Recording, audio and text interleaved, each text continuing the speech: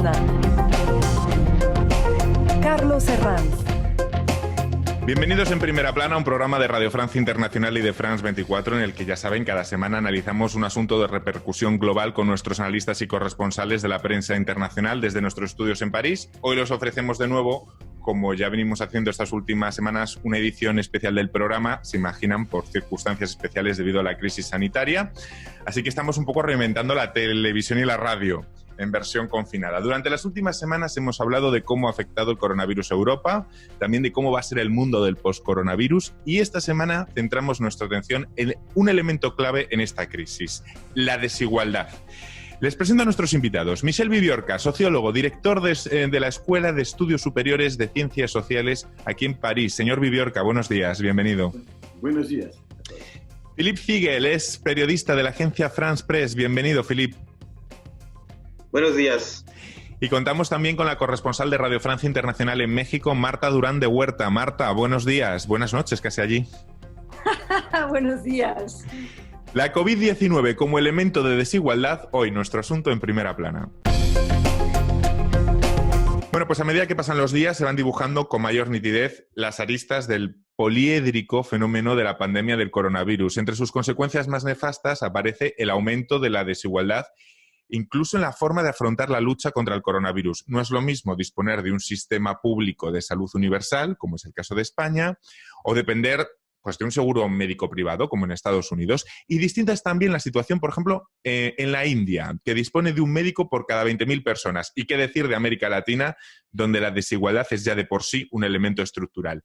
La pregunta ahora es si esa desigualdad incluso se va a acentuar en el mundo del post-coronavirus. ¿Los cambios que se produzcan en el mercado laboral agrandarán esas diferencias, pese a que estos días estemos hablando tanto de una posible catarsis de una sociedad más igualitaria? Son cuestiones que dejo sobre la mesa y sobre las que enseguida pregunto su opinión a Philippe, a Michel y a Marta. Antes de ello, vamos con las portadas. Semana en Colombia, el drama de todos. Colombianos de todas las clases sociales temen que el coronavirus les quite lo mucho o lo poco que tienen. La revista The Economist dedica su número al impacto del coronavirus en países emergentes donde precisamente se produce ese fenómeno de la desigualdad que estamos comentando. Milenio en México titulaba esta semana: saturan 43% de terapia intensiva en hospitales del Valle de México. Vamos a preguntar en unos instantes a nuestra corresponsal en México. Pero antes, de forma general, le pregunto, Michel, ¿la crisis del coronavirus va a dejar a su paso un mundo con mayor desigualdad social? Por lo menos lo que va a aparecer muy claramente son inegalidades más visibles, más fuertes que nunca. Después vamos a ver lo que hacen los gobiernos. Si quieren políticas neoliberales sin apoyo a la gente o si quieren un Estado fuerte. Eso no se le puede decir hoy. Pero lo que es muy claro es que las inegalidades son mucho más fuertes y van a ser mucho más fuertes. Crisis económica, como usted le ha dicho. Crisis numérica, digital, porque la digitalización, hay una fractura digital en el mundo entre los países y dentro de los países. Problemas también de inegalidades entre los viejos y los más jóvenes, que van a ser muy fuertes. Y inegalidades que son mucho más fuertes si se trata de afrontar la crisis y de prepararse a salir de la crisis. Por ejemplo, en Francia, hoy día, hay muchísima gente que vive en condiciones muy difíciles, en barrios populares, con 3 o 4 niños en un departamento muy pequeño, donde los niños no van a la escuela, no van fuera para jugar y no hay dinero para comprar la comida del mediodía que viene de la escuela. Todo eso, ¿cómo va a cambiar? No se le puede decir. Pero lo que es claro es que hay muchas tensiones porque hay mucho más inegalidades en todos los campos. Le traslado la misma cuestión a Philippe. Estos días que tanto estamos hablando de que llegue una catarsis colectiva, que llegue un mundo mejor, todo más solidario, pero en el fondo está ahí la duda. ¿Quizá el coronavirus deje a su paso aún que se acrecienten aún más las desigualdades sociales? Philippe, ¿cómo lo ve? Bueno, tampoco tengo yo una bola de cristal y sabemos una cosa con la crisis sanitaria que conocemos es que es muy difícil adivinar lo que va a pasar. Pero es importante, interesante notar que de hecho esa pandemia ha mostrado de manera muy clara, de manera muy evidente, las desigualdades sociales que son sumamente fuertes en todas las regiones, más agudas tal vez en América Latina que en Europa. Y no sé si es el caso realmente. Digamos que esa crisis ha mostrado esas desigualdades y tal vez es una manera para la gente de darse cuenta aún más de esas desigualdades, porque uno de los problemas es que, lo sabemos, la gente no piensa demasiado a ese problema. Hoy que estamos todos encerrados en casa, más o menos, nos damos cuenta con más agudez de ese problema y de todos los problemas sociales de que Michelle acabó de hablar. Y se podría agregar otros problemas de violencia doméstica, problemas de maltratamiento de los niños, por ejemplo. Todos esos problemas que ya existían desde hace mucho tiempo se hacen más agudos. Y yo diría también, es como la ironía de la historia, si tomamos, por ejemplo, el caso de Brasil. Yo escuchaba a un experto en Brasil que decía que el coronavirus es una enfermedad traída por los ricos y que ahora va a explotar entre los pobres.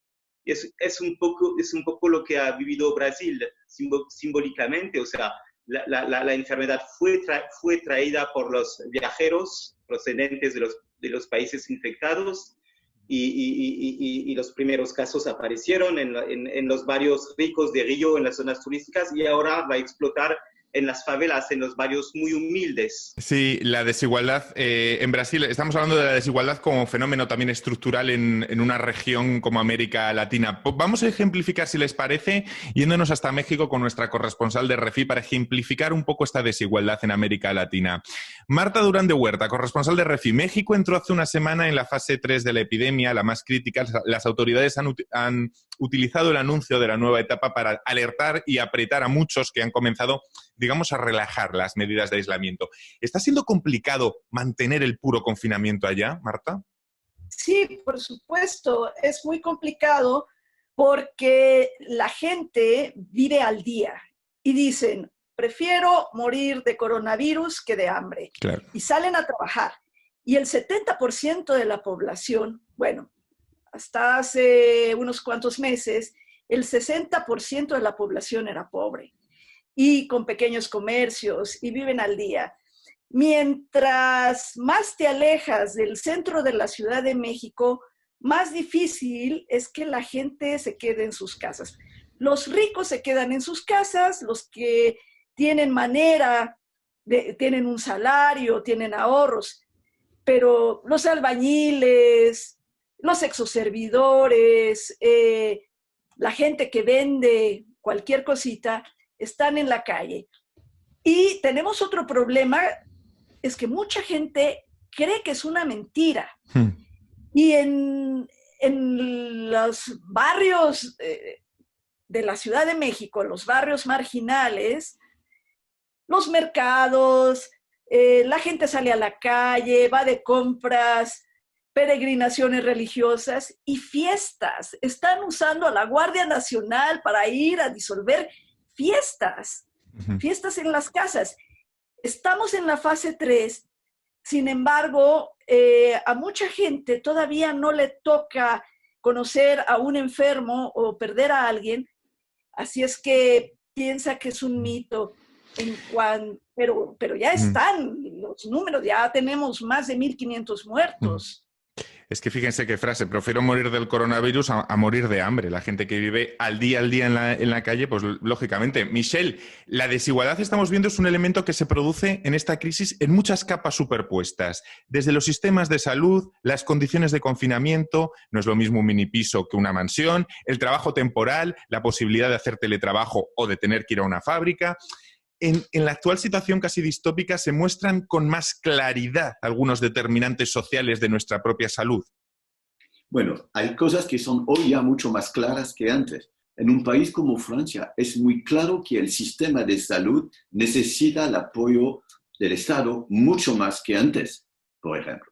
Hay debates. ¿El sistema va a tratar exactamente de la misma manera a todos o va a decir, por ejemplo, que los muy viejos no es tan positivo de salvar su vida si no hay bastante médicos y cosas para actuar, y si se necesita tratar de los más jóvenes. Entonces hay problemas éticas, no únicamente de inigualdades, pero éticas. ¿Qué hacemos con eso? Hay otros problemas. Hay toda esta gente que no tiene casa, o al contrario, que son detenidos en cárcel, o que viven en casa las casas de los viejos, no sé cómo se dice en castellano, Sí, pero... las residencias de ancianos, sí. Sí, bueno, es un tema muy fortísimo en mi país, porque lo que ha ocurrido fue criminal realmente. El Estado no ha dicho lo que hay que hacer y los dueños de estas casas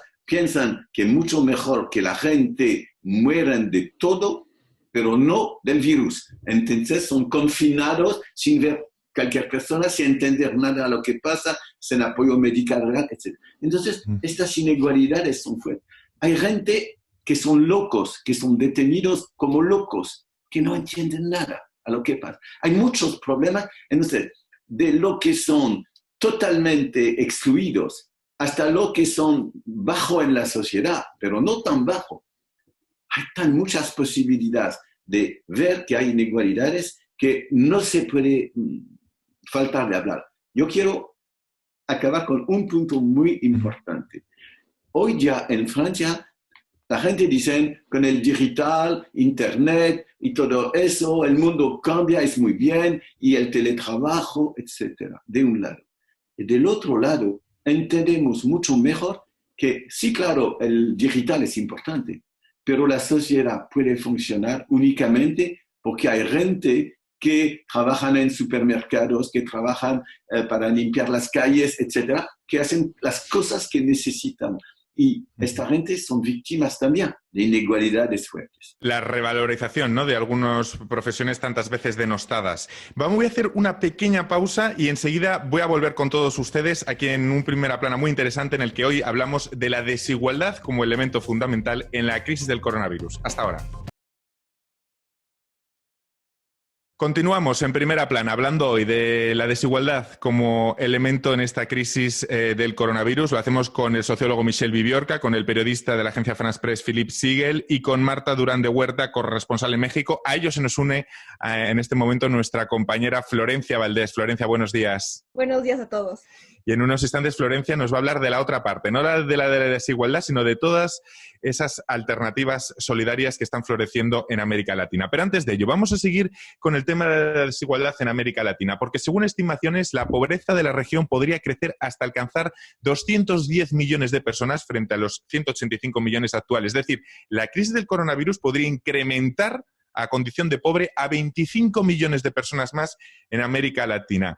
Claro, Philippe, una región con tantos índices de desigualdad con América Latina, que usted conoce también, y donde cuesta tanto equilibrar, a veces cuesta décadas, una crisis de esta envergadura puede producir consecuencias que se dilaten muchísimo en el tiempo, que a diferencia de Europa, que cuenta con una base de seguridad social, ¿no? Sí, obviamente hay un riesgo tremendo.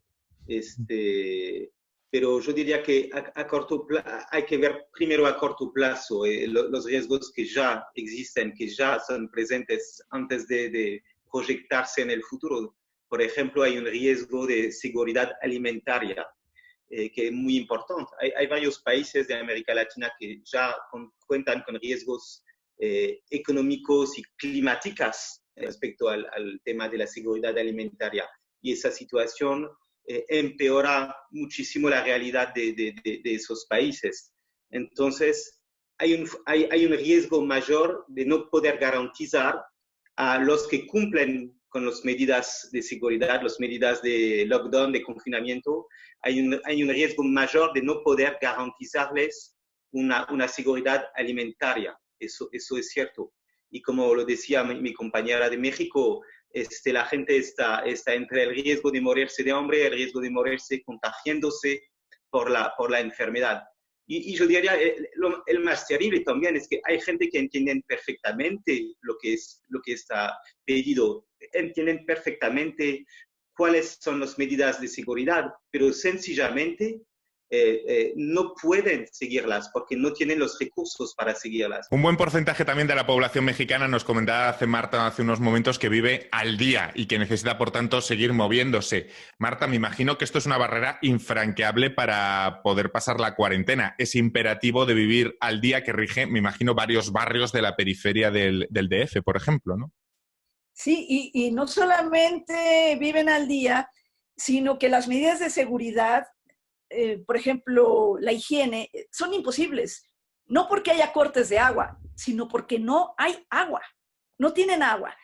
Y tenemos, por ejemplo, situaciones terribles de crisis humanitaria en los campamentos de migrantes. Tanto en la frontera norte, todos los deportados, sean mexicanos o de cualquier otro país, Estados Unidos los manda en autobuses del lado mexicano de la frontera y están en campamentos, tiendas de campaña, sin suficiente agua, sin doctores, y en la frontera sur lo mismo. Ya ven que tratamos el elemento de desigualdad en América Latina y también lo tratamos aquí en Francia. Intentamos trazar paralelismos. Aquí en Francia, Michel, esa situación de desigualdad, lo comentaba usted antes, la estamos viendo en algunos de los departamentos más pobres del país, como por ejemplo el 93, Saint-Denis, para que entiendan nuestros oyentes y telespectadores, al norte de París.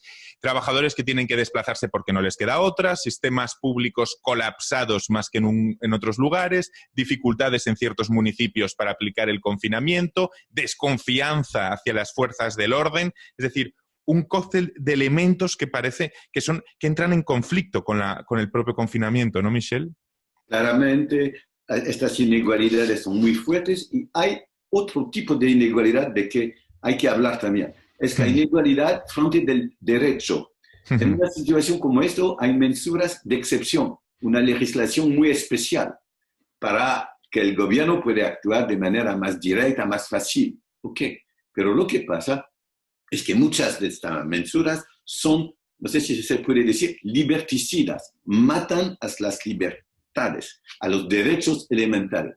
Y que la gente no son iguales en frente de eso. Que si tú eres un joven que vive en unos de estos barrios populares de la Seine-Saint-Denis que usted ha dicho, que si tú eres un poco moreno de cabeza, para decirlo así, bueno, el derecho no va a ser exactamente el mismo para ti que para una persona muy blanca que vive en un barrio muy rico. Y por eso las inigualdades son también en términos de derecho más fuertes para los pobres que para los ricos, para los migrantes o hijos de migrantes que para los franceses de siempre, etc. Entonces, usted tiene razón, hay muchísimas inigualdades en todos los campos y el problema es que el discurso político es necesariamente un discurso para todos. Entonces, ¿cómo hablar en términos de unidad de la nación, del país, del cuerpo social, cuando la verdad es que no hay unidad?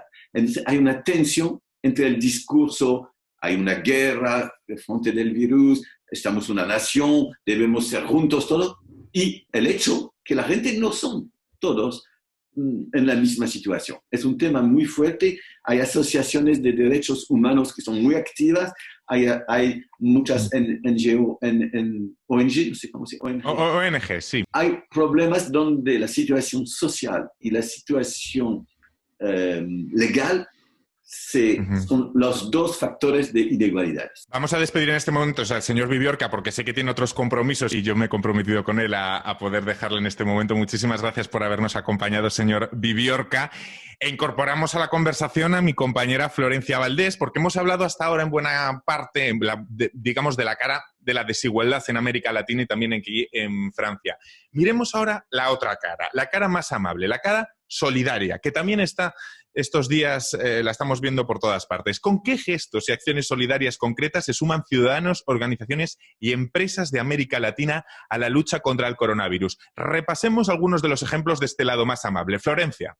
Pues sí, Carlos, como se hizo costumbre en Italia y España, también en América Latina se aplaude desde ventanas y balcones a una hora concertada de la noche. En Argentina, Brasil, Cuba, Chile, Perú, Uruguay, la gente agradece principalmente al personal de salud y a veces también a otros trabajadores imprescindibles para el funcionamiento del país en situación de emergencia. Ciudadanos, instituciones y empresas latinoamericanas donan materiales de protección o fondos para la lucha contra el coronavirus. En países como Cuba, mujeres emprendedoras, pero también otras con una máquina de coser o a mano confeccionan mascarillas textiles, les dicen nasobucos por la isla, y donan o venden a precios módicos en sus comunidades. Pero más allá de esto, hay iniciativas concretas que han ido floreciendo a través de plataformas y redes sociales. Universidades como la Tecnológica de Pereira trabajan en prototipos de respiradores o se habilitan para realizar exámenes de diagnóstico. Otros proyectos como el mexicano Hago Mandados MX reciben pedidos a través de redes sociales y WhatsApp para hacer o recoger compras ya hechas y adquirir medicamentos en farmacias.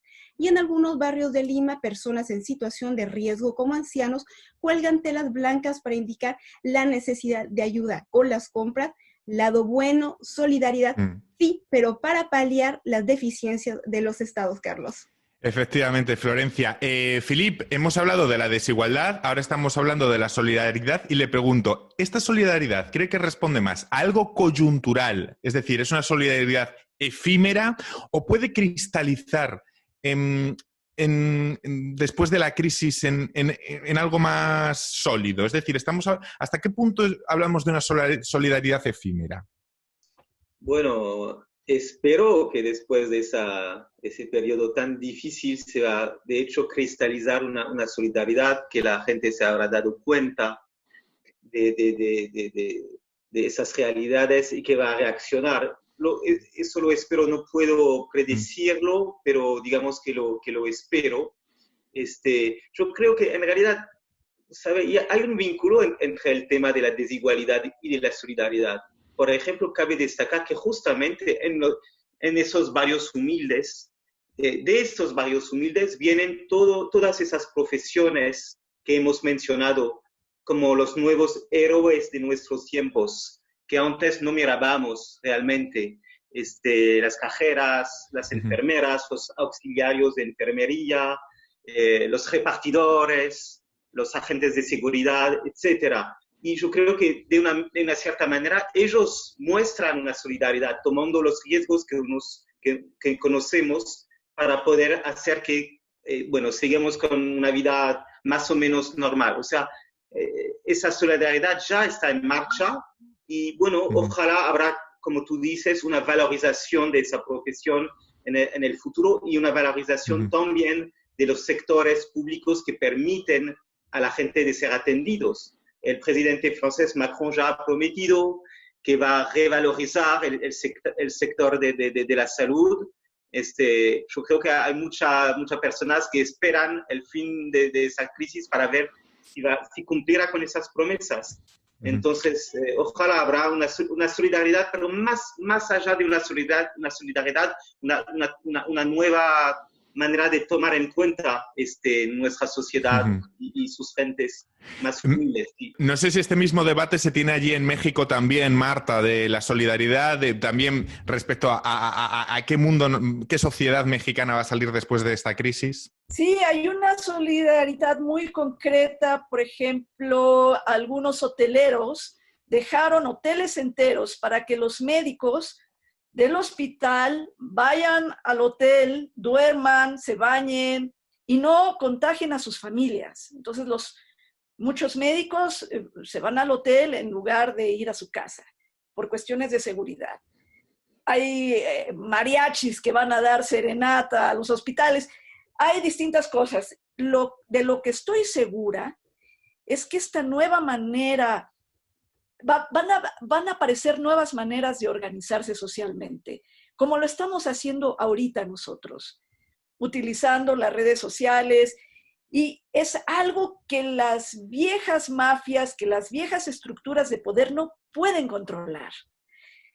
La sociedad civil está tomando un papel protagónico, resolviendo problemas, ayudando a otros, pero también pensando en el papel del ciudadano y ya no esperando a que las autoridades solucionen algo que los ha rebasado de una manera impresionante. Eso está clarísimo, que todos han quedado rebasados, todos los gobernantes, con algo tan inédito como esta crisis. Muchísimas gracias, me quedo sin tiempo para más. Ha sido muy interesante hablar de la desigualdad como elemento y también estas últimas notas de solidaridad en el continente con gente de la talla de Philippe Siegel, periodista en la France Press, nuestro sociólogo Michel Viviorca y Marta Durán de Huerta, nuestra corresponsal en México. Muchísimas gracias a todos ustedes. Les esperamos la próxima semana aquí en Primera Plana. Muchas gracias.